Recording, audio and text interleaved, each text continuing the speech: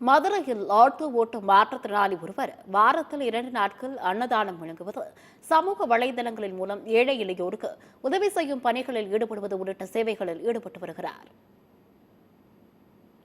மதுரை மாநகர் K Pudur Lourdes நகர் பகுதியைச் சேர்ந்த மாற்றுத்திறனாளியான கார்த்திக் ஆட்டோ ஓட்டுநராக பணிபுரிந்து வருகிறார். ஆட்டோ ஓட்டுவதில் கிடைக்கும் வருமானத்தை கொண்டு வாரத்தில் 2 நாட்கள் 100க்கும் மேற்பட்ட பொதுமக்களுக்கு அன்னதானம் வழங்கி வருகிறார்.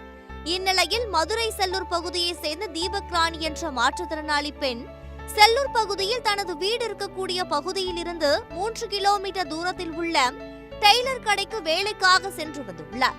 அவருடைய வாழ்வாதாரத்துக்கு உதவி செய்யுமாறு இன்ஸ்டாகிராமில் மாற்றுத்திறனாளியான கார்த்திக் பதிவிட்டு உதவி செய்துள்ளார்.